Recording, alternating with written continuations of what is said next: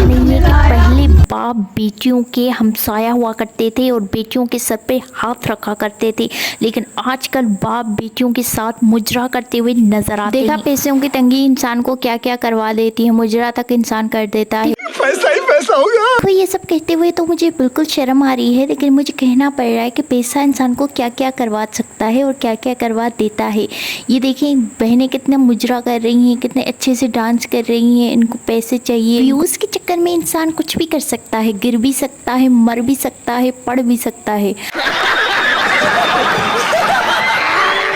लेकिन यहाँ पर बाजियों को देख सकते हैं आप कितना अच्छे से गिरी हैं। इनके साथ तो बहुत ज़्यादा प्रैंक हो चुके हैं, लेकिन फिर भी इनको बाज नहीं आना है, फिर भी इनको मुजरा तो करना ही करना है। बार बार गिरे जा रही हैं, लेकिन बार बार मुजरा करे जा रही हैं। वो तो छोड़ो, लेकिन ईद पर ये जो न्यू फैशन निकला है बाजुओं के बगैर कपड़े पहनना, ये कौन सा फैशन है?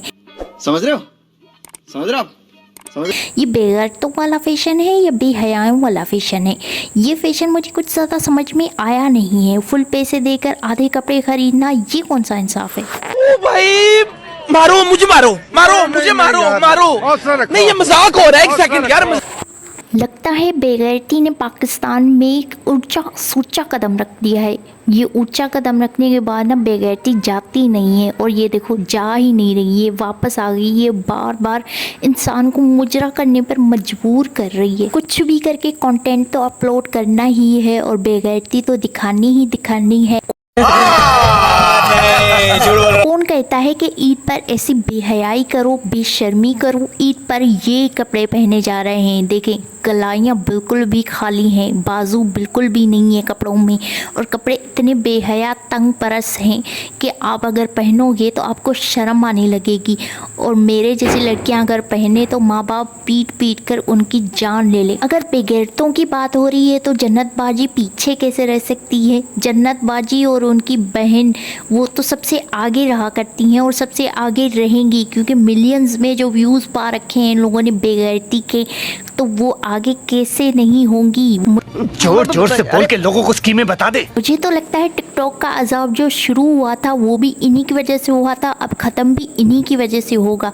तमाशा बेगैरती का अगर मज़ा ना हो तो अलीना मैडम पीछे कहाँ से रह सकती है? लोग कहाँ से आते हैं? अलीना मैडम तो सबसे आगे निकल चुकी है। अलीना मैडम ने तो ये फैशन अपना कर सारी दुनिया को दिखा दिया है कि वो कितनी बेगैरत और की बेहया है। ये बाजी तो रोज़ नए नए लुक लाती है, लेकिन इतने बेहया लुक लाती है कि देखकर इंसान को शर्म आने लगे। छाती बिल्कुल बाहर और तन परस्त कपड़े गंदे और बहुत ही ज़्यादा वाहियात कपड़े पहनकर वीडियो बनाती हुई नज़र आती हैं। ये लगता ही नहीं कि कोई पाकिस्तानी एक्टर्स हैं। ऐसे में बड़ा सख्त लौंडा हूं,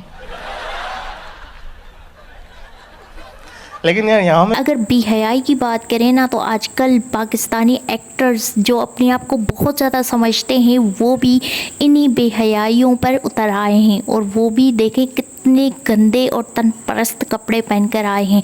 ये ईद के कपड़े इन लोगों के। हमारी ईद पता नहीं कैसी होती है, लेकिन इन लोगों की ईद ऐसी ही होती है।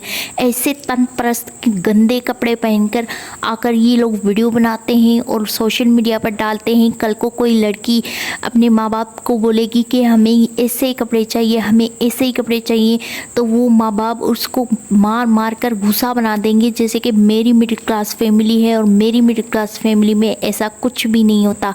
अलीना मैडम की तरह बिल्कुल टाइट कपड़े पहनकर बिल्कुल तन परस्त होकर वीडियो बनाना और लोगों को दिखाना कि मैं कितनी ज़्यादा टैलेंटेड हूँ, ये टैलेंट नहीं होता, ये बेहयाई और बेगैरती होती है, जो कि आजकल की पाकिस्तान की औरतों में शामिल हो गई है।